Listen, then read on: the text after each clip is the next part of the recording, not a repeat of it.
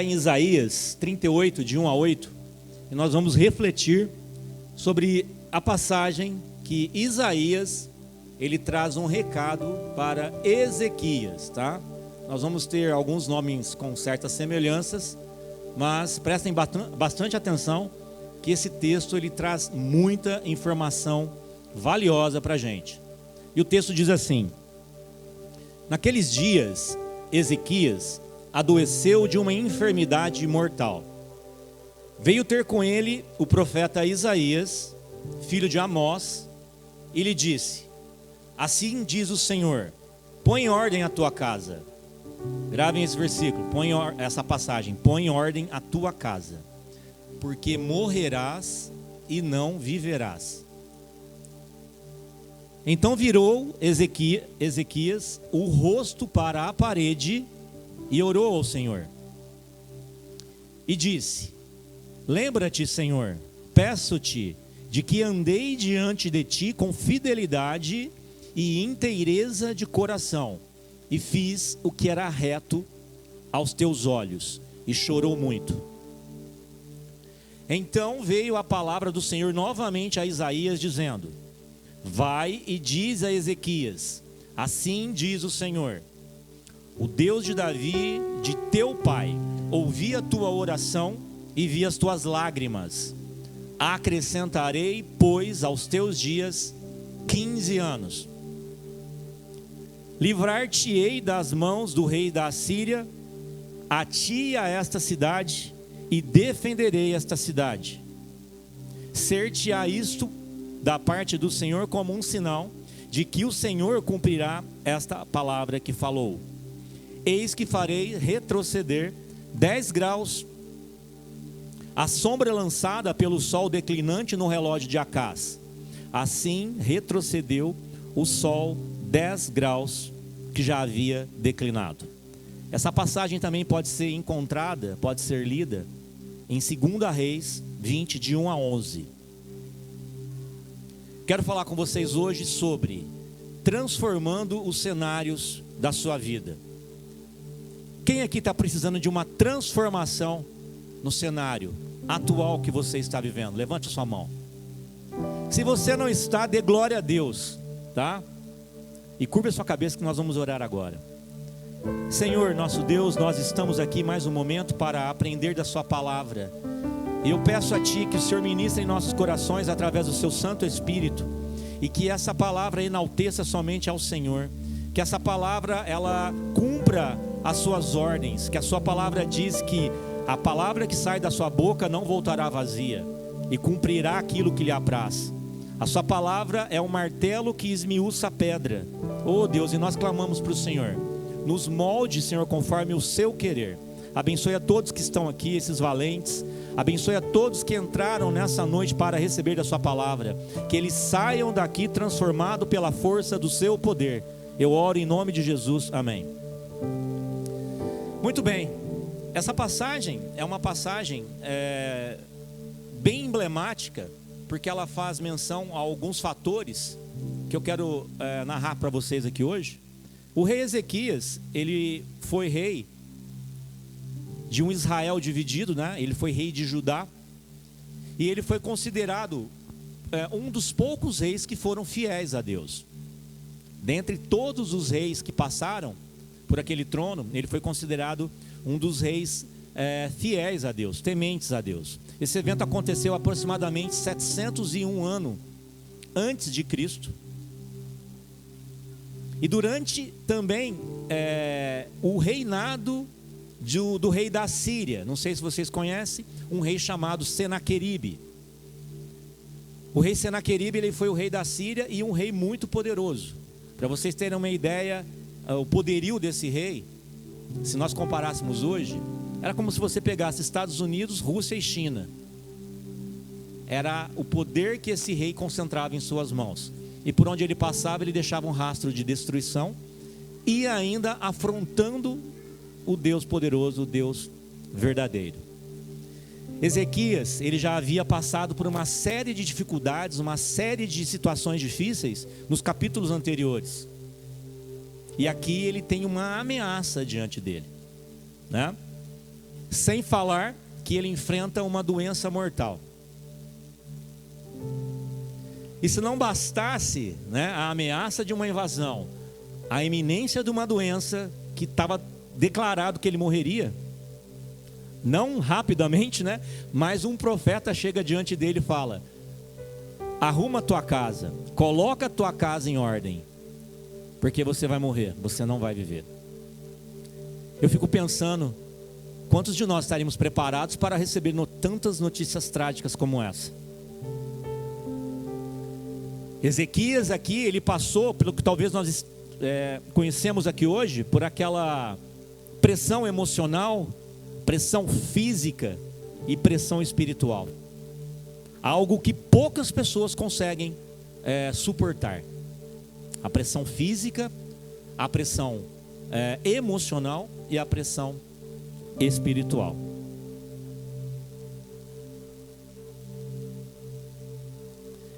Existem momentos na nossa vida que a gente vai passar por essa mesma situação.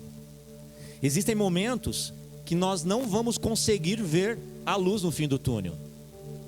Nós vamos achar que a nossa esperança acabou. E ainda para piorar, vem as más notícias. Quem aqui conhece uma pessoa chamada má notícia? Antigamente eu apelidava o carteiro, né, que antigamente ele passava em casa de má notícia, porque ele só trazia má notícia, né? Boleto, contas. Hoje a má notícia chega por e-mail, né? Hoje a má notícia chega pelo WhatsApp. Pois é. Ezequias aqui, ele recebeu 3 más notícias. Foram 3 notícias devastadoras. A primeira delas, o estágio terminal da sua doença. Então Ezequias, ele foi atingido por uma enfermidade e sem perspectiva de cura.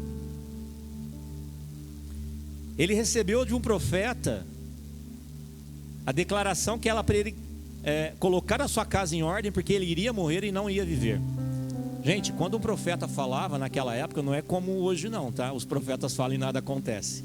Quando o profeta abria a boca por ordem do Senhor, as coisas aconteciam da forma que tinha que acontecer. E a mudança disso era bem rara. Ou seja, o decreto já estava dado da morte dele. E ainda ele recebe a ameaça de um ataque do rei da Síria, que estava ali, em alerta, com as suas tropas para destruir a cidade, tomar posse de tudo aquilo que ele tinha construído e edificado ao longo do tempo. Então talvez nesses dias você tenha passado por situações difíceis como essas. Talvez você tenha recebido má notícias. Talvez você tenha recebido uma notícia que tenha deixado você sem esperança, que tenha deixado você com medo, que tenha deixado você desanimado da sua caminhada, que tenha abalado os seus alicerces. Eu quero dizer uma coisa para vocês: o diabo, ele é um estrategista militar. O diabo, ele é um estrategista. E ele tem uma estratégia para minar a sua fé, para te destruir. E isso acontece de forma progressiva. Ele não chega de uma vez e já joga tudo, as armas em cima de você. Ele vai te destruindo, ele vai tentando minar a tua energia, a tua fé, a tua força, gradativamente. E ele faz desta forma. Ele pode começar com uma crise material na sua casa, no seu trabalho. Ele pode mexer na área material, aonde geralmente as pessoas colocam o seu apoio, né? A sua força, porque aquele que tem dinheiro não pode ser tocado, o dinheiro resolve tudo. Talvez ele toque nessa área, como ele fez com Jó. Lembram da passagem lá de Jó? Que ele veio e tocou em todos os seus bens. Ele perdeu gado, ele perdeu camelos, ele perdeu juntas de jumento, perdeu todos os seus bens materiais. O diabo também pode tocar na sua saúde física. Ele pode tocar na sua saúde material, e ele pode tocar na sua saúde física. Glória a Deus, se você não tem tido problemas de enfermidade, louve a Deus. Porque esta é a área que ele tem colocado, que ele tem trabalhado na vida das pessoas para minar a sua fé. Foi feito assim também com Jó. Deus deu uma certa autoridade e permissão para que o diabo tocasse na saúde de Jó, exceto na sua vida. Não poderia matá-lo, mas deixou a saúde dele de uma forma desastrosa. Em Jó 2,7 fala isso. E aí depois ele pode, por fim, para acabar de balançar os alicerces, mexer com as suas emoções, mexer com a sua espiritualidade, porque ele sabe que se você tiver a sua fortaleza abalada, que é o dinheiro, que é aquilo que supostamente pode te dar alguma vantagem, alguma cobertura, ele vai mexer ali. Ele pode mexer na sua saúde física, te colocar úlceras, te colocar doenças, te colocar enfermidades para que você fique debilitado. Mas ele pode, e ele tem feito isso com maestria, mexer nas suas emoções. Ele tem feito você refém do medo. Ele tem feito você ficar dia após dia com medo. Esse medo, ele está transformando em pânico.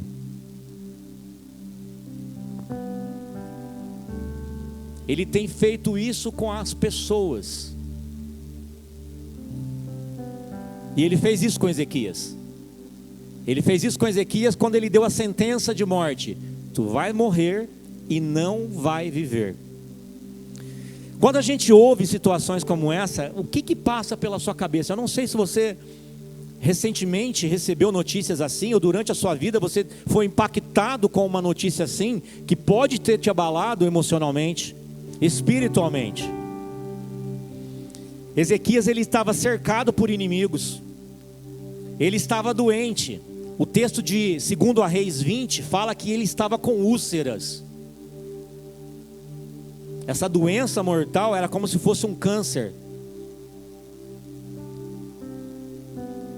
Ele estava com uma sentença de morte diante dele. E o que ele fez? A Bíblia fala que Ezequias, ele fez algo extraordinário. Ezequias orou ao Senhor. Ezequias chorou diante de Deus. E Deus não apenas o curou, mas mudou, transformou completamente o cenário da vida de Ezequias. E é isso que ele quer fazer com você hoje. E é isso que você precisa entender. Eu vou mostrar aqui para você como é possível você alcançar o coração de Deus, para que Ele transforme a tua vida, para que Ele transforme os cenários que você está vivendo hoje. Então esse texto, ele nos revela isso. Ele nos revela que Deus responde a oração de quem possui um coração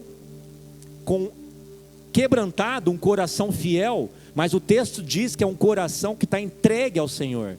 É um coração que está inteiro. A palavra é inteireza de coração.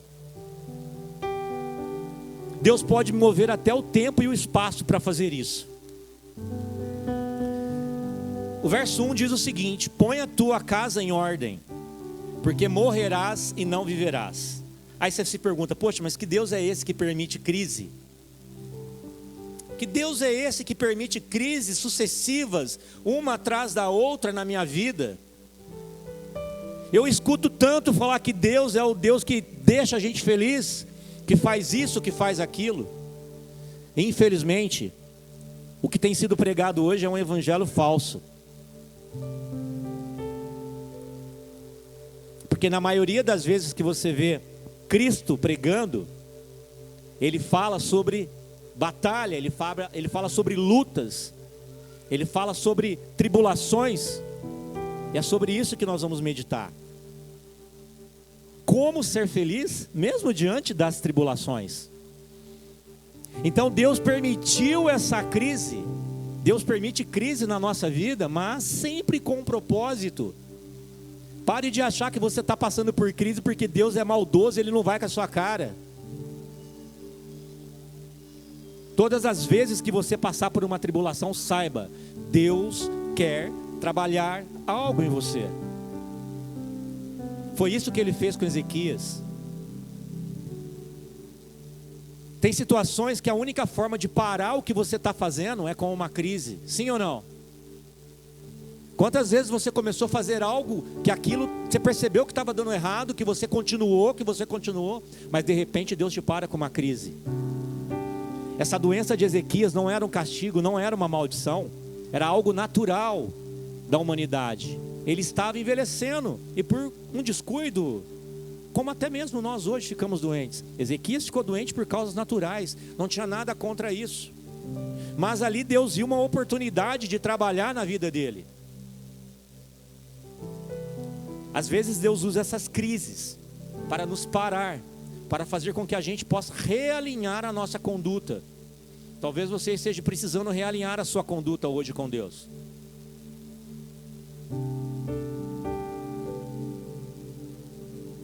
Realinhar as suas prioridades. O que é prioridade na sua vida hoje? O que você tem colocado como centro da sua vida hoje?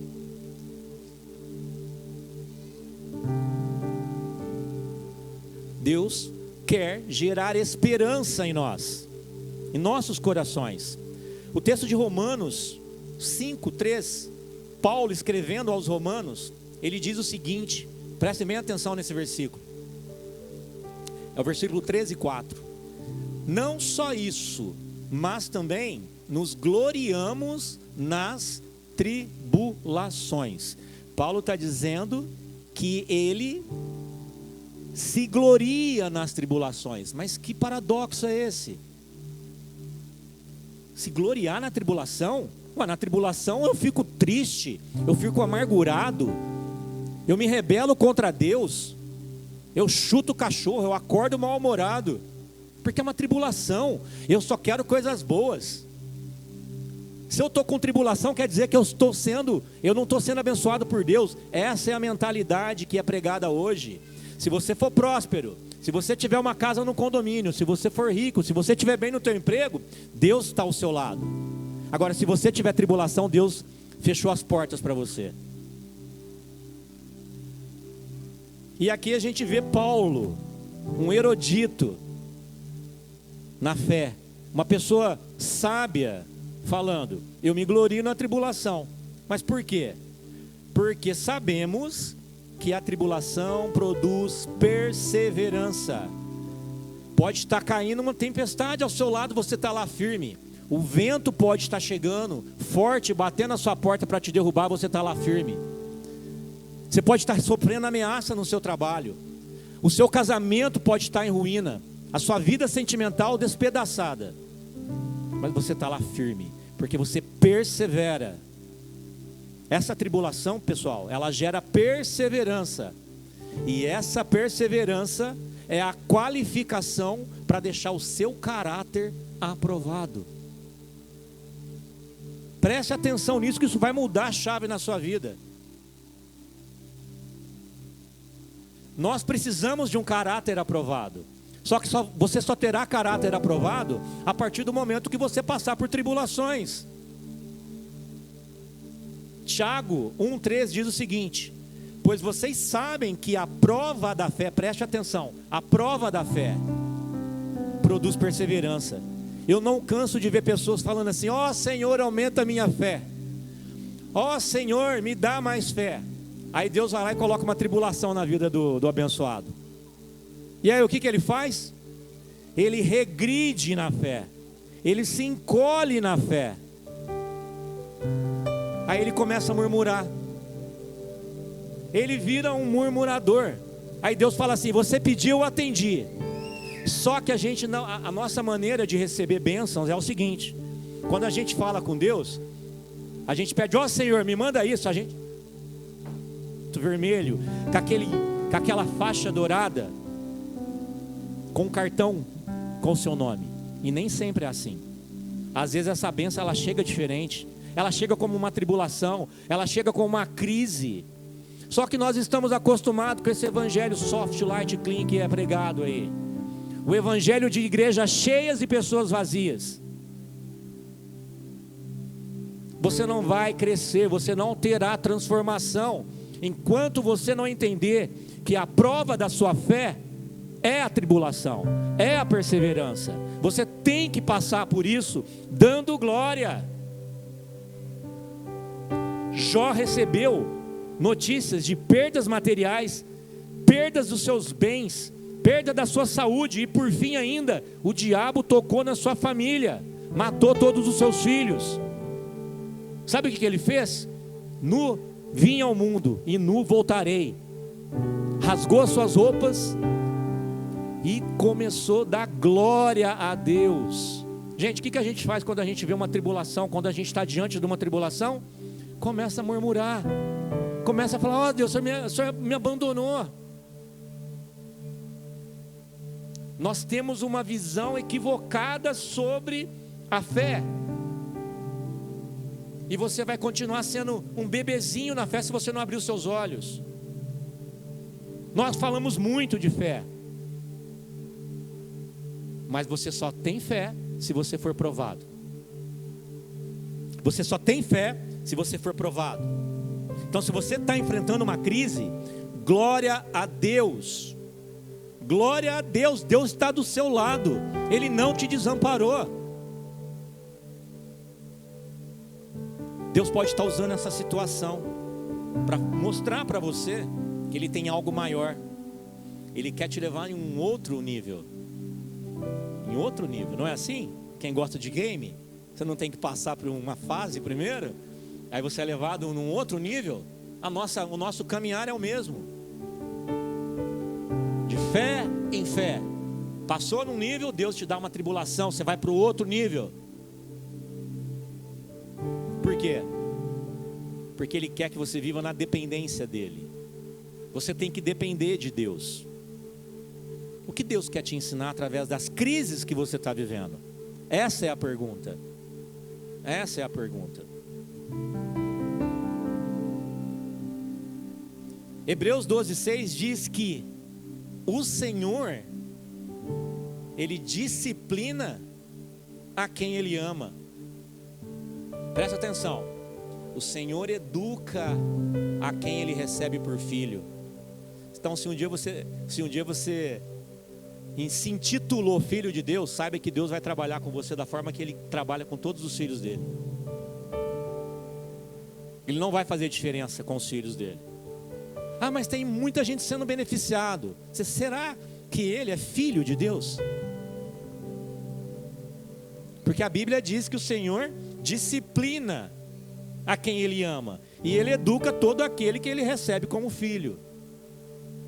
Como que está a sua cabeça? Como que você entende isso? Como que você entende isso? Ezequias, no verso número 2, ele virou o rosto para a parede e orou ao Senhor. Esse ato de virar o rosto para a parede é uma prática antiga, que significa que a pessoa, ela praticamente ela entende o que aconteceu na vida dela, que aquilo é irreversível. Ele virou o rosto para a parede e orou quando o profeta chegou diante dele e falou: você vai morrer, arruma a tua casa. Esse arrumar a casa nada mais é do que: passa os bens para os seus filhos, faça o seu inventário, não deixe nada enrolado, porque você vai morrer. Aí ele fala, aí Ezequias ora diante do Senhor, vira o rosto para a parede e clama e chora. É uma oração simples, uma oração curta. Só que ele não tentou barganhar com Deus aqui. Sabe aquelas orações que nós fazemos, que são orações imensas, que a gente usa aquelas palavras difíceis, e que a gente sempre, para pedir alguma coisa, a gente tenta fazer uma barganha com Deus? Ó Senhor, se o Senhor fizer, eu juro que eu faço aquilo. Ó, se for assim, Senhor, eu vou fazer desta forma. Deus não se deixa escarnecer. Ele não é moeda de troca. Ele não é moeda de troca. Ezequias atingiu o coração de Deus com uma oração simples. Isaías ainda estava saindo do palácio do rei. Quando Deus falou assim, ó, volta lá, porque eu ouvi a oração de Ezequias. Gente, quantas vezes a gente está orando e a gente percebe que a nossa oração não saiu do teto, que a nossa oração não atingiu o coração de Deus. E aí você fica orando e nada dá resposta. Por que Deus atendeu prontamente o atendido de Ezequias? Porque era um coração fiel a Deus, e ele estava inteiramente, ele servia a Deus de coração inteiramente. O que significa isso? Um coração devoto. A inteireza de coração quer dizer dignidade, sinceridade, devoção, integridade. Jó foi reconhecido como um homem íntegro na Bíblia.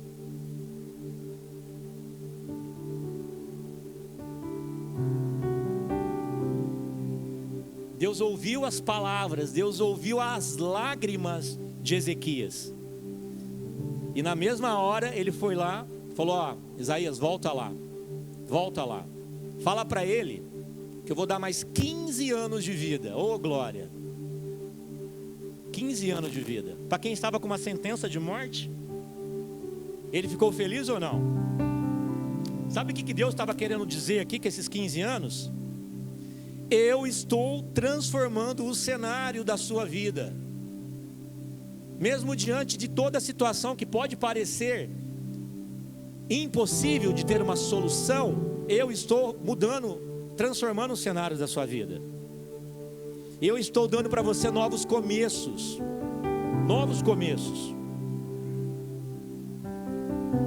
A oração moveu o coração de Deus. Por quê? Porque Deus olhou para aquele cidadão que estava orando, aquele seu filho, e ele viu que existia um coração íntegro ali. Aí você tem a resposta de quando a sua oração não é atendida. Precisa estar íntegro para Deus atender a sua oração. A gente está acostumado a pecar a semana inteira e vir na igreja de domingo para achar que isso aqui é uma penitência. Eu vou lá, pago os meus pecados, faço uma oração, eu dou um louvor, viro uma piruleta e está tudo certo, pronto para pecar de novo. Não é assim o relacionamento com Deus. O dia que você passou pelas águas, você decidiu segui-los. É a mesma coisa se você disse assim, ó, eu larguei a minha vida, agora eu peguei a cruz, a sua cruz, e eu estou seguindo você. Tem gente que passa pelas águas e acha que foi revestido com o poder de super-homem, nada mais acontece. Ou da super-mulher, né? Muito pelo contrário. A hora que você passa pelas águas, sabe o que está acontecendo?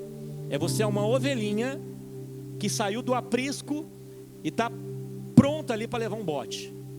Porque o diabo vai tentar te destruir. Porque você saiu do time dele. Você pulou para o outro lado. E ele não quer isso. Por que antes você não tinha tribulação? Porque enquanto você estava lá no mundo, você não tinha tribulação.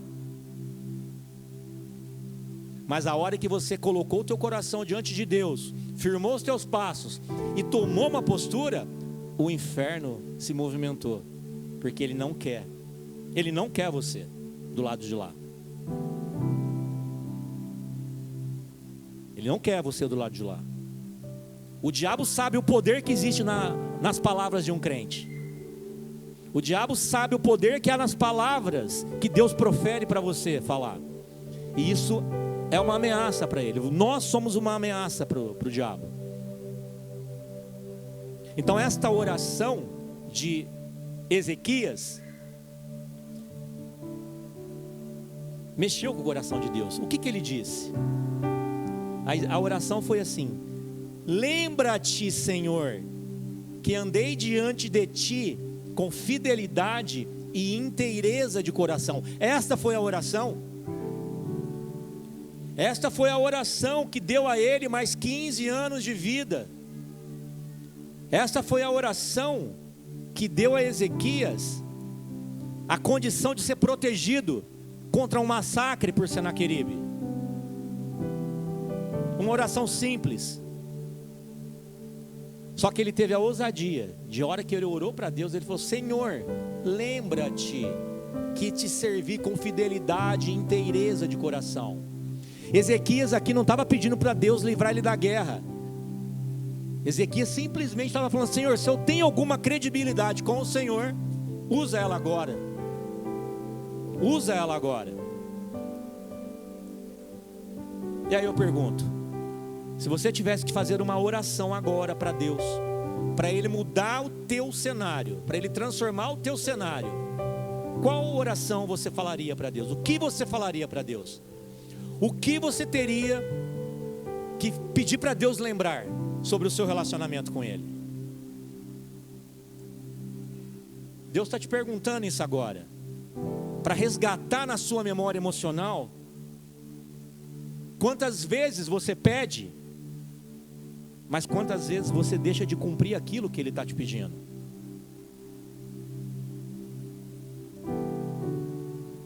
Você teria o que para pedir?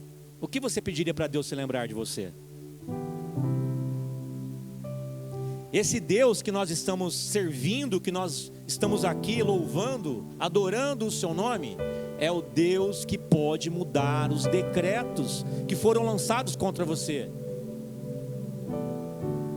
Decretos de morte, decretos de falência,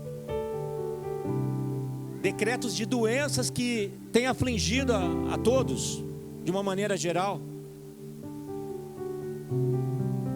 Versículo número 8 fala o seguinte: farei retroceder 10 graus a sombra lançada pelo sol. Glória a Deus.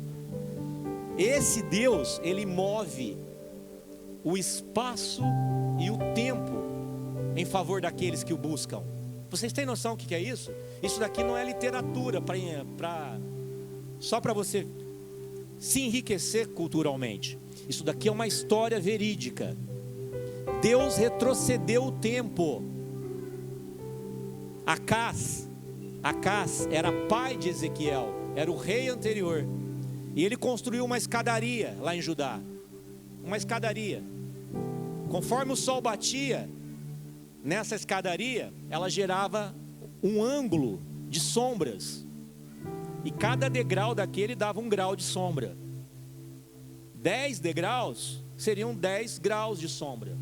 Deus reclinou aquilo, Deus voltou o tempo para poder provar a Ezequias que ele manteria a sua palavra. Qual que era a palavra que ele deu? Você vai viver mais 15 anos, eu vou vencer esse rei, eu vou proteger a sua cidade. Se vocês lerem a história anterior, esse rei, ele estava com aproximadamente 200 mil soldados acampados às portas de Judá. E a Bíblia diz que apenas um anjo do Senhor passou a noite e derrotou 185 mil soldados. Que poder é esse? Que poder é esse?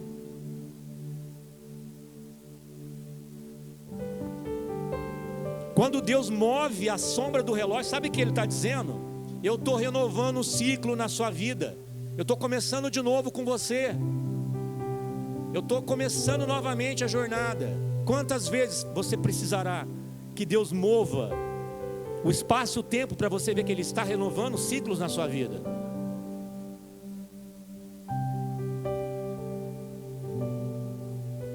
Nada é impossível para esse Deus. Nada é impossível.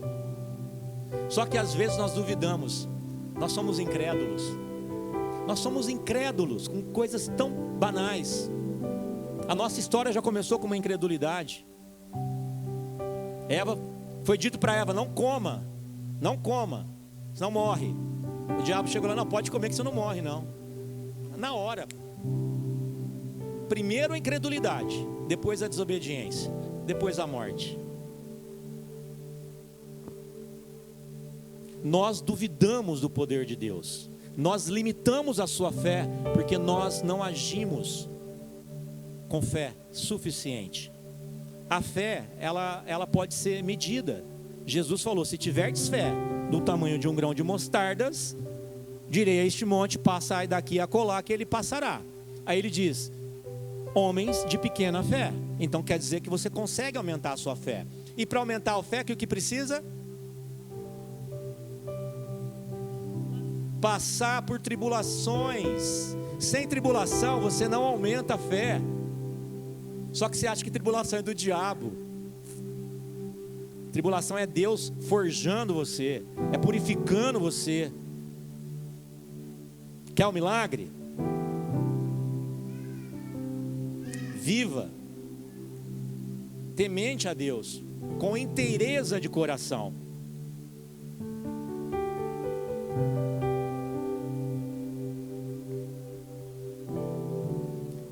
Isaías 38, essa passagem de Isaías 38, ele nos mostra um Deus que ele permite crise, mas ele não nos abandona na crise. Permite crise, mas não nos abandona da crise. Tem uma metáfora que fala, que vocês devem conhecer, que isso é muito antigo. Duas pessoas caminhavam, né? Na verdade, duas pessoas não. A pessoa clamava caminhando na areia, e ela disse que sempre que ela caminhava, ela olhava para trás, ela via os rastros de duas pessoas caminhando, né? Aí Jesus falava para ele: sou eu que estou com você. E aí ele ficava feliz, ele ficava, né, confortável, porque ele olhava para trás e via os rastros das pegadas, e ele falava: pô, Jesus está comigo. Beleza. Só que certo momento da sua vida, ele começou a enfrentar tribulações, ele começou a enfrentar problemas.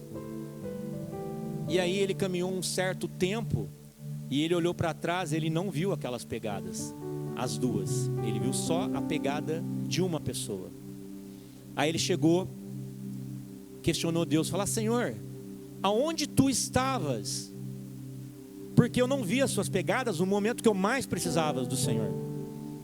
Ele disse: você não viu as minhas pegadas porque eu estava te carregando no colo quando você estava passando por tribulação. Então Deus não nos abandona na crise. Entenda isso. Entenda isso. O seu clamor só precisa ser sincero, com inteireza de coração.